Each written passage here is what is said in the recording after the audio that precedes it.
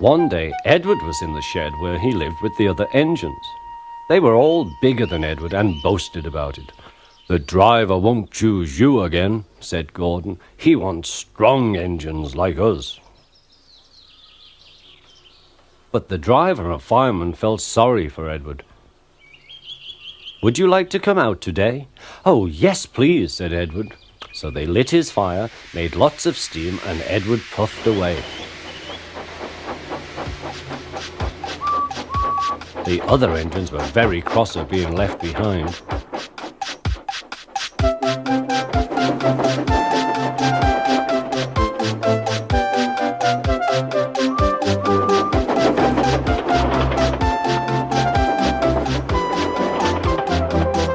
Edward worked hard all day. The coaches thought he was very kind, and the driver was very pleased.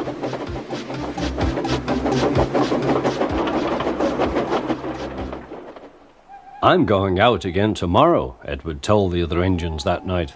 "What do you think of that?" But he didn't hear what they thought, for he was so tired and happy that he fell asleep at once. Next morning, Edward woke up to find nothing had changed. Gordon was still boasting. "You watch me, little Edward, as I rush through with the express. That will be a splendid sight for you. Goodbye, little Edward. Look out for me this afternoon."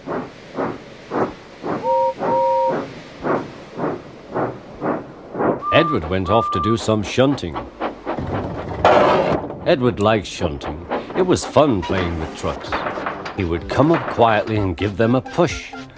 Then he would stop and the silly trucks would go bump into each other. "Oh!" they cried. "Whatever is happening?"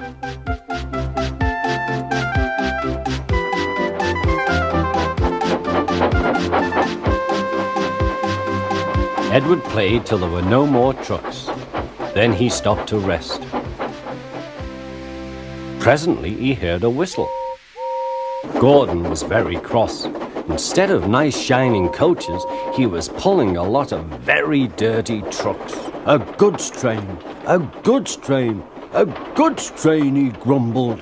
"The shame of it, the shame of it, oh, the shame of it." Edward laughed and went to find some more trucks. Then there was trouble. "Gordon can't get up the hill," the porter called to Edward's driver.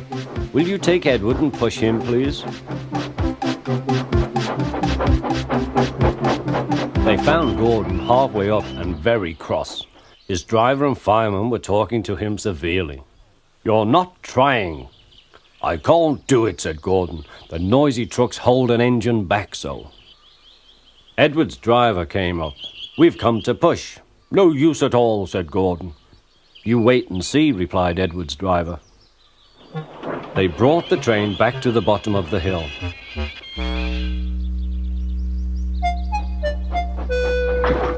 "I'm ready," said Edward. "No good," grumbled Gordon. They pulled and pushed as hard as they could.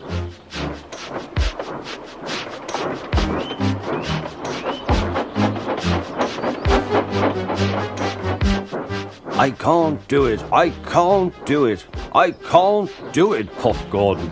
"I will do it, I will do it, I will do it," puffed Edward. Edward pushed and puffed and puffed and pushed as hard as ever he could. And almost before he realized it, Gordon found himself at the top of the hill. "I've done it, I've done it, I've done it," he said proudly. He forgot all about Edward and didn't wait to say thank you. Edward was left out of breath and far behind.